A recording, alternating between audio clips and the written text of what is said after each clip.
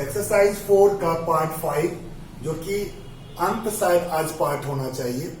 कहने का मतलब ये मैं बता रहा हूँ, इससे पहले मैंने आपको जनन स्वास्थ्य रिप्रोडक्टिव हेल्थ जो चैप्टर का नाम था उससे रिलेटेड हर तरह के टॉपिक को मैंने डील किया। अब मैं लास्ट टॉपिक में बता रहा हूँ जो कि आप वंध्यता पढ़ रहे हैं पिछले वीडियो से, इनफर्टिलिटी। और इनफर्टिलिटी होने के बावजूद वंध्य दंपति भी कुछ विशेष तकनीक के द्वारा शिशु की प्राप्ति कर सकते हैं, संतान को उत्पन्न कर सकते हैं, यानी वह भी बच्चे के माँ बाप कहला सकते हैं। तो उनके लिए एक टेक्निक का नाम मैंने बताया सामूहिक रूप से ART, assisted reproductive technique technology. वो जो सामूहिक रूप से तकनीक है उसमें कई तरह की अलग अलग प्रक्रियाएं विधि हैं, उनको एक एक करके मैंने बताया। पीछे क्लास में आपको प्राक्नली शिशु बताया। प्राक्नली शिशु इसके अंतर्गत आप पढ़ रहे थे IVF, IVF intra vitro fertilisation, in vitro fertilisation, ध्यान रखिएगा। IVF in vitro fertilisation, ET embryo transfer. आपने देखा था प्राक्नली शिशु में इन विट्रो, विट्रो मीन्स शरीर से बाहर, यानी मादा शरीर के बाहर शुक्राणु और अंडाणु के निषेचन की क्रिया को इन विट्रो फर्टिलाइजेशन कहते हैं। और यह क्रिया करा करके भ्रूण का विकास जब हो जाता है तो भ्रूणावस्था में गर्भाशय में स्थापित करके शिशु की उत्पत्ति कराई जाती है। उस शिशु को प्राक्नली शिशु कहा जाता है। लेकिन उसमें एक वर्ड आता है भ्रूण का स्थानांतरण, उसी को मैं एक टॉपिक में बताना चाहता हूँ। एम्ब्रियो ट्रांसफर कैसे कैसे हो सकता है, कितने तरीके से हो सकता है, तो वही मैंने हेडिंग दिया है भ्रूण स्थानांतरण, जिसको इंग्लिश में आप कहते हो एम्ब्रियो ट्रांसफर, जिसको शुद्ध शॉर्ट में कहीं कहीं लिखा होगा ET, E for embryo, T for transfer. तो कैसे कैसे होता है, दो तरीके का है इसमें होने का संभावना। सबसे पहला युग्मनज अंतः अंडवाहिनी स्थानांतरण। ध्यान देंगे जिस तरह का लिखा हुआ वर्ड है ज़ायगोट इंट्रा फैलोपियन ट्रांसफर, जिसको अगर शॉर्ट में आप पढ़ें आपको लगेगा ZIFT। तो नाम से आपका पता चल रहा है युग्मनज अंत अंडवाहिनी, यानी युग्मनज को अंडवाहिनी के अंदर क्या करना, स्थानांतरित करना। तो प्रयोगशाला में, जैसा कि आपने प्राक्नली शिशु में देखा था कि प्रयोगशाला में ही निषेचन क्रिया, तो जब शुक्राणु अंडाणु का निषेचन होता है, निषेचित युग्मनज जब विकास करने लगता है तो लगभग 8 ब्लास्टोमियर, कितना ब्लास्टोमियर, 8 ब्लास्टोमियर्स की स्टेज में जब आ जाता है तो ऐसे स्टेज वाले भ्रूण को आसानी से कृत्रिम विधि द्वारा कहां स्थानांतरित किया था, अंडवाहिनी में। इस प्रक्रिया आप कहते हैं ZIFT। एक तो भ्रूण का स्थानांतरण इस रूप में, दूसरा आप देख सकते हैं अंतः गर्भाशयी स्थानांतरण, इसको कहते हैं इंट्रा यूटेराइन ट्रांसफर, जिसको आप शॉर्ट में IUT पढ़ सकते हैं। I for intra, U for uterine, T for transfer. इसमें गर्भाशय के अंदर अर्पित करना भ्रूण को। तो आप तो जानते हैं, पीछे क्लास में आपने पढ़ा था जब मैं पूरी तरीके से समझा था भ्रूणीय विकास में गर्भाशय में कौन सा स्टेज आता है भ्रूण का, ब्लास्टोसिस, जो कि 32 कोष की है।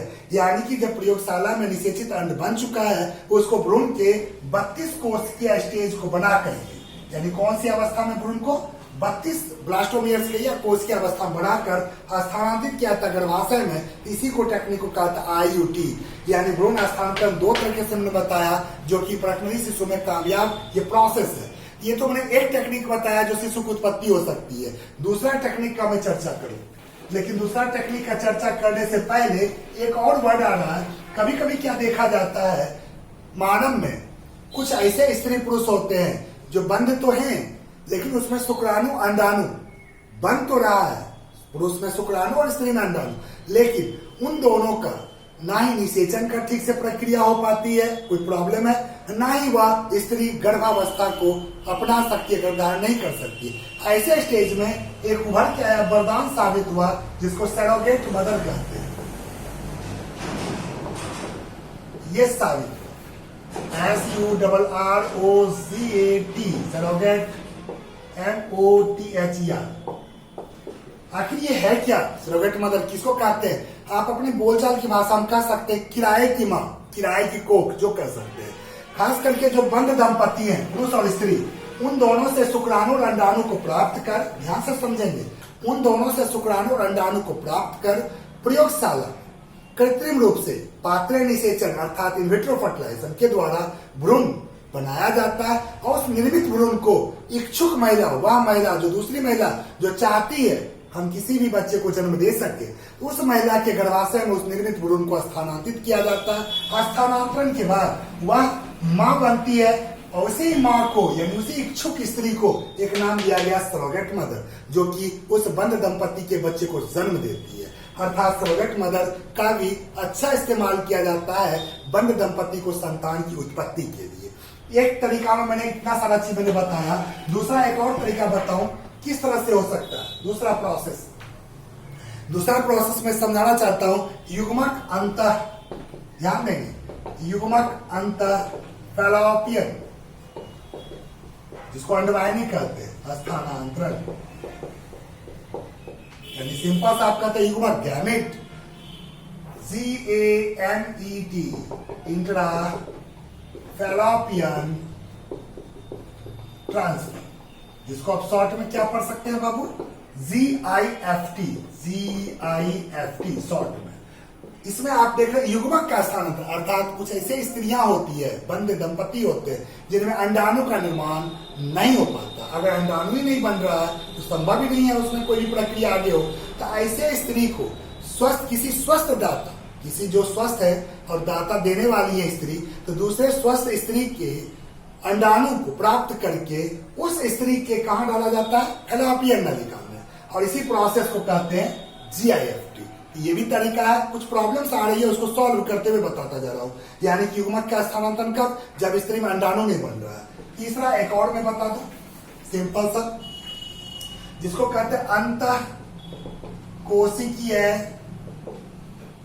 शुक्राणु निक्षेपण। इसमें क्या होता है, इसको इंग्लिश में कहते हैं इंट्रा साइटोप्लाज्मिक स्पर्म इंजेक्शन, इसको शॉर्ट में पढ़ते हैं ICSI, ये पढ़ सकते हैं। इसमें स्पष्ट रूप से लिखा हुआ कोशिका के साथ शुक्राणु जुड़वांतर, यानी आप कह सकते हैं इसमें यह विधि जो होता है शुक्राणुओं को प्रयोगशाला में, यानी कि कह सकते हैं कुछ ऐसे पुरुष है जिनमें या तो वीर्य पतन यानी कि वीर्य का स्खलन नहीं होता है, उसमें क्षमता नहीं है, या अगर वीर्य आ भी रहा है तो उसमें शुक्राणु की संख्या इतनी कम है जो कि आगे के प्रोसेस में निषेचन के लिए कामयाब नहीं हो सकता। तो उस प्रॉब्लम को, उस दोष को दूर करने के लिए ये विधि अपनाई थी ICSI। तो इसमें क्या कहता है, शुक्राणु को प्रयोगशाला में संवर्धित कर सीधे अंडाणु के साथ निषेचन कराई जाती है और उससे जो बनी होती है भ्रूण, उसको गर्भाशय, स्त्री के गर्भाशय में आरोपित किया जाता है। इस तरह से 2-3 प्रोसेस। एक चौथा प्रोसेस का चर्चा करूं। चौथा प्रोसेस में आप सिंपल सा कह सकते हैं कृत्रिम विसेचन, ये भी बहुत फेमस है, कृत्रिम विसेचन, आर्टिफिशियल इंसेमिनेशन, शॉर्ट में आप कहते हैं AI। आर्टिफिशियल यानी वही प्रॉब्लम, फिर दूसरा वही प्रॉब्लम का दूसरा निराकरण। कुछ ऐसे पुरुष हैं जिसमें विसेचन की क्षमता नहीं होती है, या उनके शुक्राणु, उनके वीर्य स्खलन होने पर शुक्राणु इतना कम है कि वह निषेचन के लिए कामयाब नहीं हो सकता, वह सफलता प्राप्ति नहीं कर सकता। इस तरह के केस में इस तरह के दोष को दूर करने के लिए ये टेक्निक अपनाई जाती है। इसमें क्या क्या आता है, स्वस्थ दाता पुरुष से शुक्राणु को ग्रहण करके कृत्रिम रूप से स्त्री के या तो योनि मार्ग में या तो गर्भाशय में प्रवेश कराया जाता। अगर हम गर्भाशय को देखें, कृत्रिम रूप से गर्भाशय में अगर प्रवेश कराया जाए, इसी को एक नाम दिया जाता है IUT, यानी आप कह सकते हैं IUI, यानी आप कह सकते हैं intra-uterine insemination, intra uterine insemination, यानी आप कह सकते हैं अंतःगर्भाशयी वीर्य सेचन। इस तरह से हम किसी भी प्रोसेस को अपना करके आराम से शिशु की प्राप्ति कर सकते हैं। वैसे दंपति जो बंध दंपति हैं, जिनमें संतान उत्पत्ति की क्षमता नहीं है, यानी अलग अलग टेक्निक को मैंने समझाया। आइए एक और प्रोसेस बताऊं, उर्ववेदन।